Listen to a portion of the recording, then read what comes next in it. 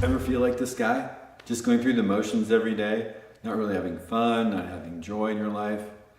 I was like that for decades.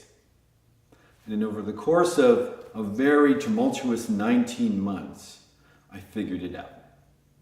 And since I'm an engineer, I love writing things down. So I wrote a book. It's called Engineering a New Life, From Complacency to Clarity. My first book that I've ever written. And I'd like to share a little bit about it with you. It all started in a fortune cookie. Many years ago now, I finished my meal, opened up my fortune cookie, and the fortune read, "Good ideas will spring forth from your mind naturally." I was beaming when I read this and immediately taped it to the bottom of my monitor. I had written down a note about maybe writing my experiences that have completely changed my life at some point. But shortly after having read that fortune, bam, I started having these thoughts in my head that I had to write down.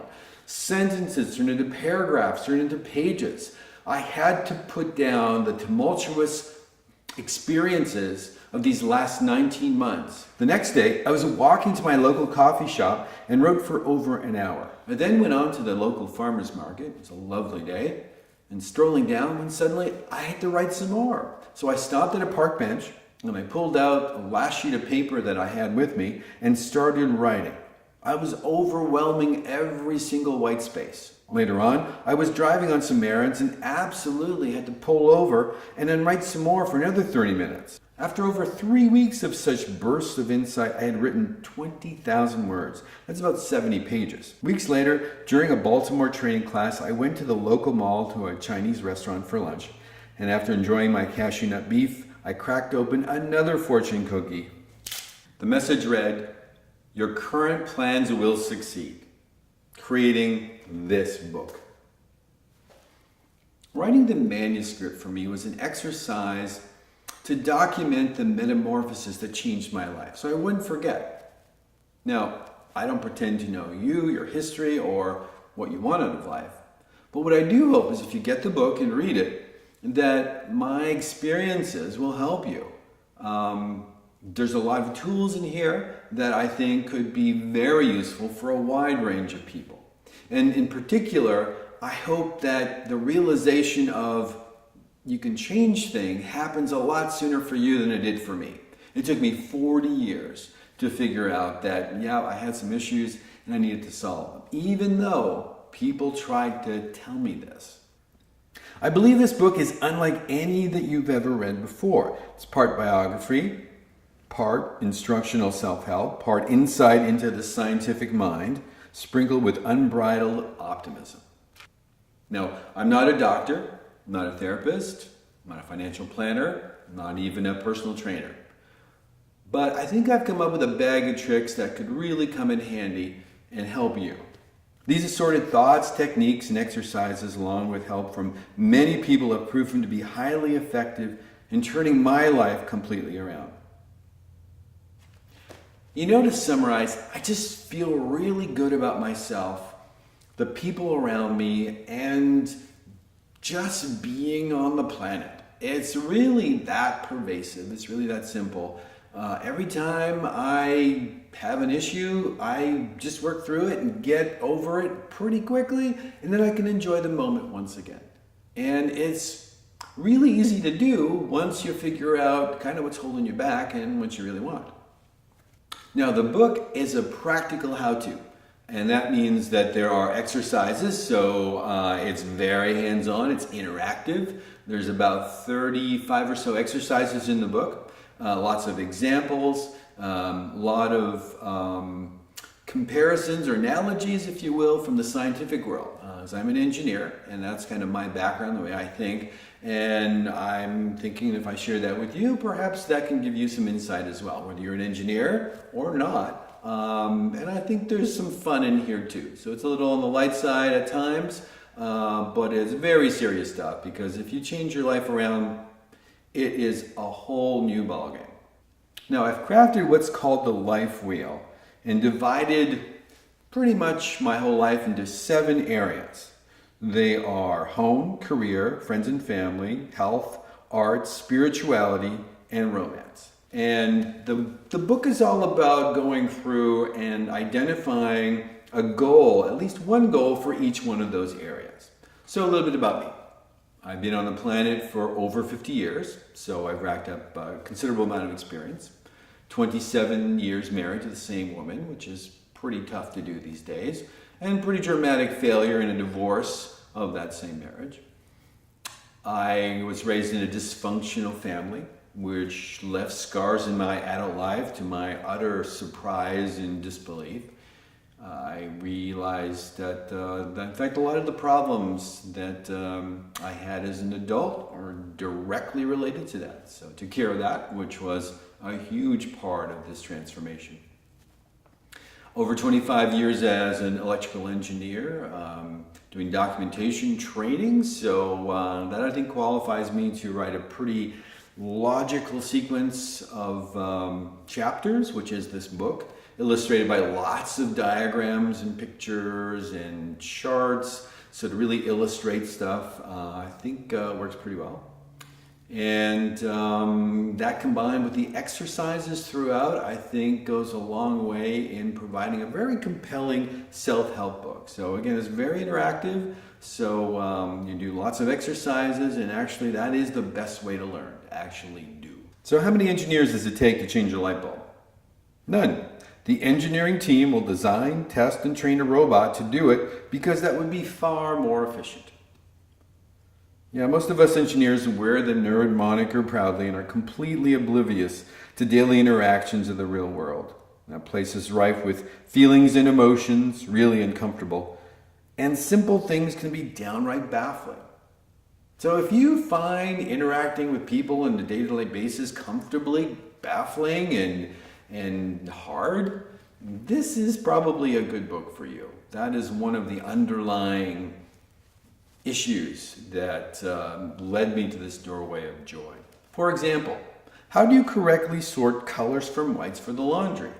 Now, most people, that's a really easy, trivial thing. But for me, as soon as I find a piece of clothing when I'm doing the laundry that has a single speck of white, I'm immediately tempted to pop it in the whites bin. But when you do that, the white bin is completely full and the other one is empty, so that's pointless. So another way to do it is to sort based on brights versus darks. Well, then I need to know the threshold brightness coefficient so that I can apportion the items accordingly. I've actually stared at a shirt for 15 seconds, wondering about the correct bin assignment for this item. You get the idea?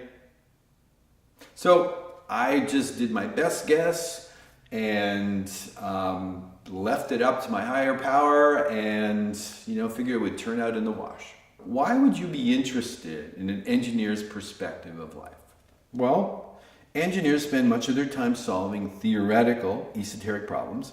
In part, I believe this stems from a perspective of no preconceptions. So really any scenario is possible. That's one of the reasons engineers really love science fiction, because science fiction talks about possibilities that we don't see here in the world today. This is also why engineers struggle in social situations with behavior rules that everyone else seems to know inherently, but largely we don't get it. Or if we do, it's been a painful process that has been explained to us. For example, my ex patiently stated many years ago that in the presence of a house guest, it's just not okay to start debugging a circuit board if you find the conversation unappealing. But yeah, I actually really did that. But engineers do come in handy. When there's an unusual situation that social norms doesn't cover and other people are just lost and have no idea how to tackle the problem, that's where engineers come to the rescue. They can access the relevant parameters and figure it out, the best possible action based on what the circumstances are. That's essentially engineers. And so that's the way I tackled this problem. I figured, since I am at this really low point in my life, some 4 years ago now, that, why don't I treat this like an engineering problem and kind of figure out step by step how to get a better life. And that's essentially where the title comes from. My life imploded in a heap of ashes when my marriage ended, and there was no other choice than to start again from the floor, literally. I actually spent 6 months on the floor. In part was logistics, and in part it was I just felt so bad and thought I was so worthless that it was an appropriate place for me to sleep. Engineers solve problems, and I was faced with the biggest problem ever. How do I create a life that is satisfying, noble, and glorious? Well, engineers are also good at documenting, so you can benefit from my experience because this book is exactly that. I essentially relive the major milestones of this major transformation and kind of figured out not only what I did, but provided some helpful guideposts along the way. So it's a little more general than just my exact situation, which I hope some of you can benefit from. I believe that the exercises in this book will help you get there. And I can't stress this enough. You got to do the exercise. It's like Pema Chandran said, when things fall apart, without clarity and honesty, we don't progress. So you need to have clarity of what's going on in your life. What are you doing? What's the environment around you? And then honestly look at what you want and what you're willing to do to change it, to get to that joyful life that you dream of. Because I never learned to connect with people before, I was so eager to do it now. I was ready. Just show me the way was kind of my attitude. And if you need assistance in that area, I think I've got some good recommendations.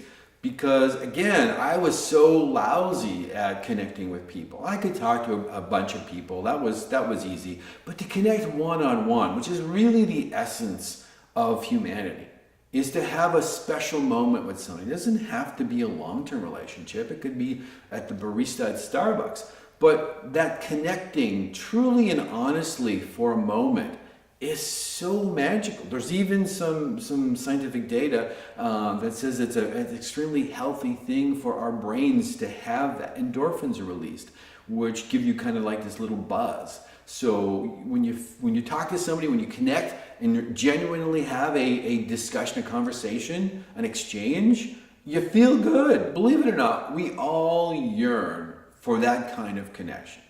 Whether we do it overtly, secretly, covertly, it doesn't matter. We all really, really want that connection. And without it, your life just isn't complete. It is so essential to happiness. Yeah, it's really that simple. So I had to learn this very perplexing skill that seemed to be something you learn from birth for most people. But for me, it wasn't. I had no clue at all. It is now so very easy because I understand and have gone through that painful process. So again, the stuff that's in this book could help you, in some of those areas, and probably not all of them. But I hope to kind of short circuit that time because I wasted so much time in sadness and resentment and all these other negative things when I could have so easily jumped right into the more positive emotions. And this, I think, can help do that. I can just see from the blank slate that was gifted to me. I actually boiled it down to 2 questions. What do you want and what do you fear? So if you can answer those 2 questions honestly and completely, you're on the road. And again, it's easy to say that. If you can do that now and that helps, great. I'm happy for it. This book goes into a little more detail of how to do it and what to do from there with a lot more specifics. In fact, everything in here is implementation details. That's what engineers are all about, and that's what I just love doing. And we have got a reputation as engineers for dealing with details and solving problems. So if your life is not happy, treat it like a problem and take care of it. Here is what I call the New Life Roadmap. And each one of the circles is a chapter in the book. So, for example, the question mark and where am I? Take an inventory of where you are. What are your issues? What is it that you think you need help with? And from there we go on to the two questions. What do you want? What do you fear? Now, for the fear questions, there's two kind of related chapters. One is We Are Robots, which is all about the commonalities between a droid and a human. And I believe there's a huge parallel in many, many cases. And the second area there is obstacles. Obviously, what are your obstacles? There are many. I list something like 12 or 14, I think, in the book. What do you want? With what do you want, we have two chapters, changing behaviors. Obviously, once you figure out what you want, then you need to start moving in that direction. And also scientific process. The reason I bring that up is because I found it very, very useful to use that as an objective, critical thinking process to get from A to C. So if you're going from A to B right now and really would rather go from A to C, which is a different result, scientific process is a darn good way to do that. And there's also some nice historical scientific examples that I think you might enjoy. From that, we move on to a new direction, which is figuring out how to kind of start fresh.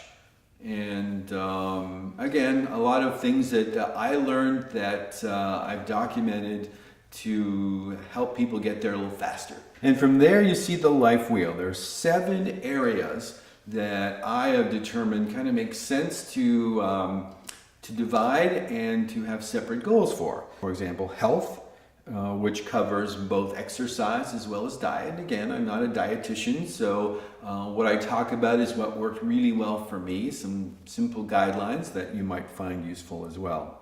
Friends and family is another one of the circles. And again, I didn't have a whole lot of friends. In the family, I pretty much all alienated. And so I was definitely lacking in that area. And now, I pick and choose, who are the people that I'm attracted to, that I want to form a relationship with, and how do I do that in a way that's healthy so that they don't control me by saying or asking for things that I'm not willing to do. Career and finances are the next item of the wheel. Obviously, you need a job. You may have a career, which is more important to you, but balance is really important. For me, I was the A type, which seems like a really great thing, but actually is a really bad thing. So I'll talk more about that in the book. Home, we spend a lot of time in our homes, whether it is some place that you share with somebody, or it's an apartment or a house. It doesn't matter. We spend a bunch of time, so why not make it more pleasant? So I have some ideas there based on the many houses that I've lived in. Romance, yeah, that was so elusive for so long. And finally, I have found this most amazing woman. And I talk a little bit about her, so I had to convince her to add it in the book, but it's in there, so very, very romantic. Spirituality, and this means different things to different people, but it's important to have some element that's beyond the physical world, whatever that may mean to you. So again, some thoughts in the chapter there. And I had a spiritual awakening. I know that sounds weird. It certainly did for me for a long time. But after going through actually a few of those, it is so incredible. And I'll try to share what that's like. It's difficult to put into words. But more importantly is to give you some tips on how to position your life so you're open to those kind of moments. And they are so very special. So that's all I can say about that. And the last category that I have here in the life wheel is called art. And art is what you think. Drawing, music, dance, creativity in essence. And I think that it's really important to not omit art in one's life. And it could be a little thing. It could be going to the theater, going to an art gallery, making sure that you have got some new music, as you're going to work, whatever it may be. But again, it's something beyond the routine of eat, work, sleep that gives you a little more energy, a little more fun, and a little more happiness in life. So I think that's also a very important one to set a goal for. So that's kind of an overview of the book. Again, it's a practical guide to creating the life that you dream of, the life you deserve.